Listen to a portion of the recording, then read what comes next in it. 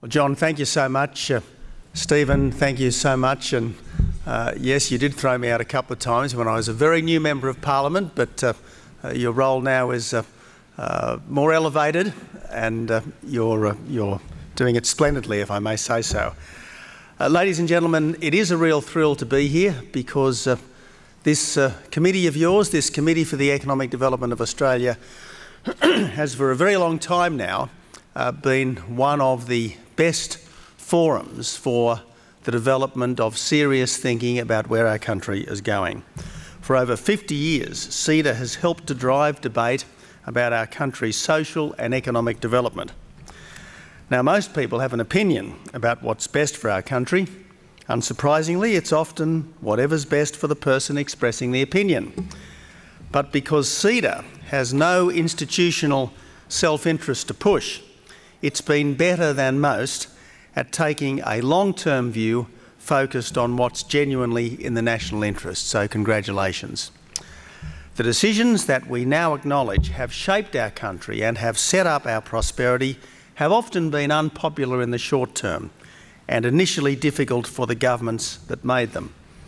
Prime Minister Menzies, for instance, opened up trade with Japan at a time when Japanese cars were still banned from RSL Club car parks. Prime Minister Whitlam opened the door to China when many Australians thought that communism and trade could not mix. Prime Minister Hawke's opening to foreign banks, privatisation and tariff cuts were deeply unpopular inside the Labor Party. Prime Minister Howard's tax reforms, waterfront reforms and welfare reforms were ferociously opposed by the then opposition. It's always easy to pander to fear and short-term self-interest, but Australia has succeeded because at least some governments have been better than that. Especially between 1983 and 2007, a golden quarter century of political courage and economic reform, good governments from both sides of the political fence made Australia more competitive, more innovative and more productive. As this State of the Nation conference meets, we again face tough choices that will lay the foundation for a stronger Australia. What must surely be clear is that doing nothing is not an option. In 2007, the Commonwealth Government had a $20 billion surplus and $50 billion in the bank. But by 2013, consistent surpluses had turned into the sixth biggest deficits ever, with no end in sight under the policies of the former government, despite the best terms of trade in our history. The former government was addicted to borrowing and spending. In real terms, spending grew almost twice as fast as the economy, and debt was forecast to grow to $667 billion. So the task for this government has been to get spending down while maintaining and even increasing economic growth. We do need to boost the 3 Ps: population, productivity and participation, without taking the soft option of pretending to do so just by spending more. So today, I want to focus on the government's measures to encourage more people to join the workforce or to stay in the workforce. But first, we need to be clear about the scale of the challenge. Longer lives are a cause for celebration. I'm celebrating more the older I get, but all of these extra retirees have to be paid for. The ratio of working-age people to people over 65 will decline from 5:1 to under 3:1 by 2050. So to preserve generous social security benefits and good health and education services, we need relatively more taxpayers. We have to find ways of increasing the proportion of workers in our economy. We need more people who are having a go in order to preserve the fair go that has always been such a crucial part of the Australian way of life. And we need to start addressing these issues now and changing policy now rather than later, when change will be even harder. Policy drift is the refuge of the political opportunist who has forgotten the purpose of public life. Now, almost everything that this government does is designed to ensure that more people have jobs. But there's a right way and a wrong way to boost the number of jobs.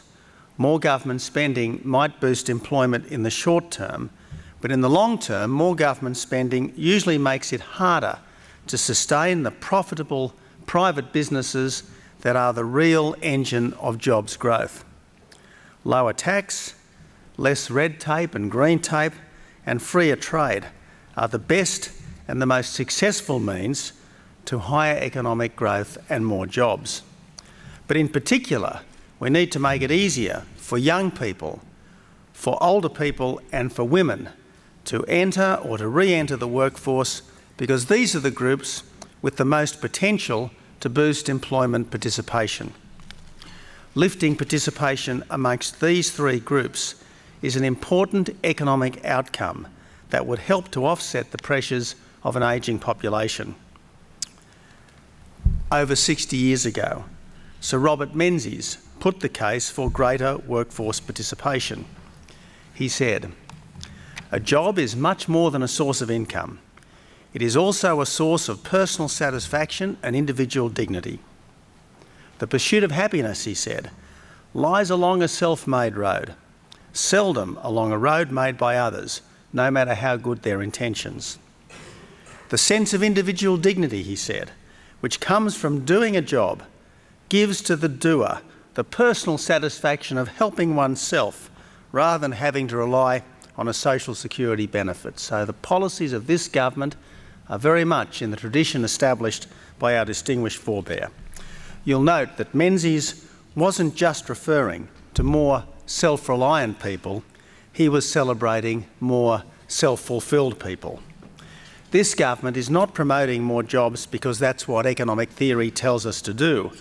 We are promoting more jobs because that is most likely to lead to happier, more self-fulfilled people. We are building a stronger economy because that will lead to a happier society. Empowered citizens can do more for themselves than government will ever do for them, and the best form of empowerment is a job.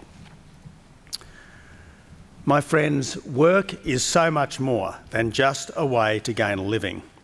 Work gives people's lives meaning and purpose. Work gives individuals the satisfaction of providing for themselves and their families. Work helps to give people the practical, intellectual and social skills needed for a full and rewarding life. Indeed, the camaraderie of workmates is something that we don't often appreciate fully until we don't have it anymore. To be without work is a disaster, especially for young people.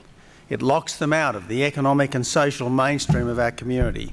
It stops them achieving their potential. That's why there's no compassion in having people start their adult lives on unemployment benefits.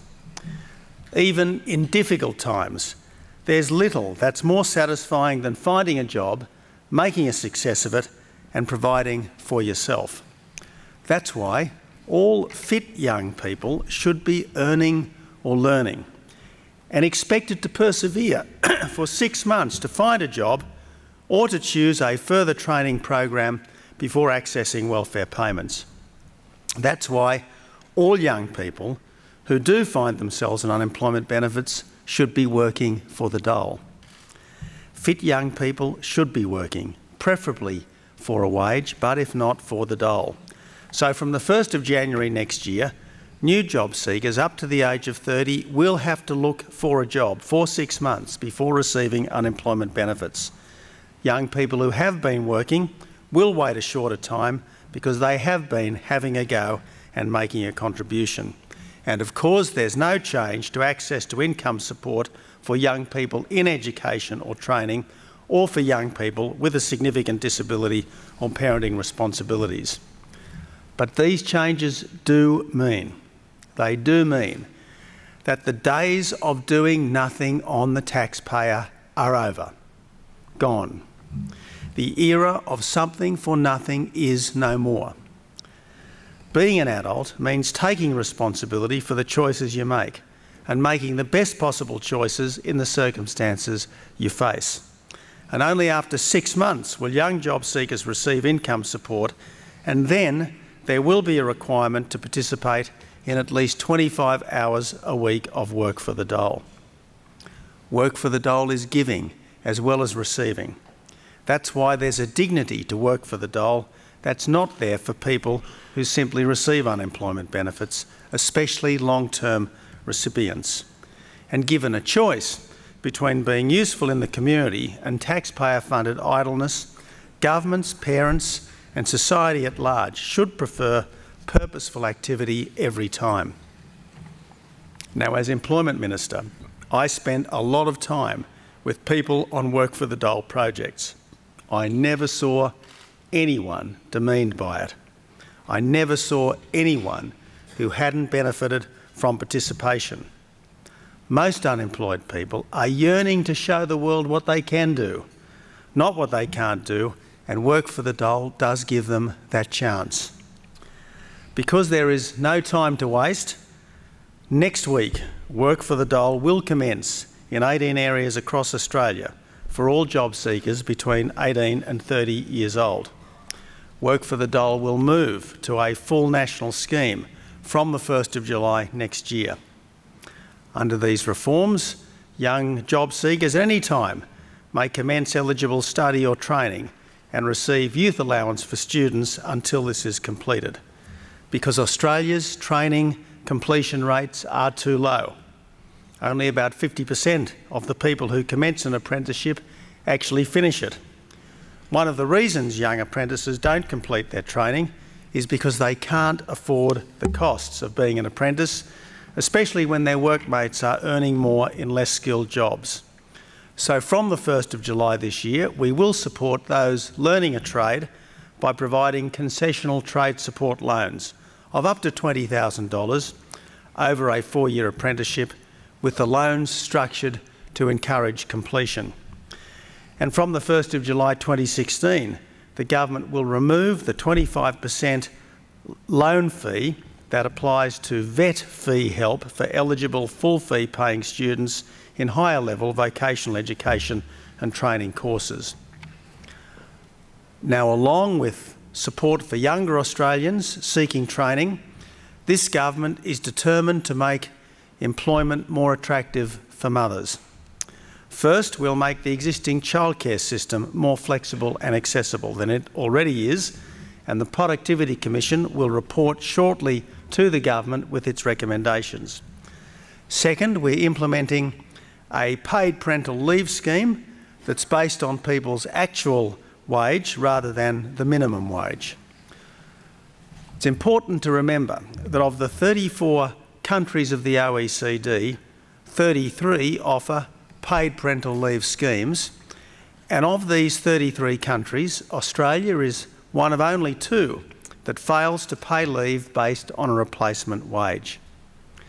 Paid parental leave isn't a gift, it isn't welfare, it's a workplace entitlement, and to ensure it doesn't make it more expensive to employ a woman, it's administered by government and paid for by a levy on big business. So as well as boost youth participation and female participation in the workforce, this government is determined to boost seniors' participation too. Ability and not age should be the test for employment, but all too often older workers face prejudice when they apply for jobs.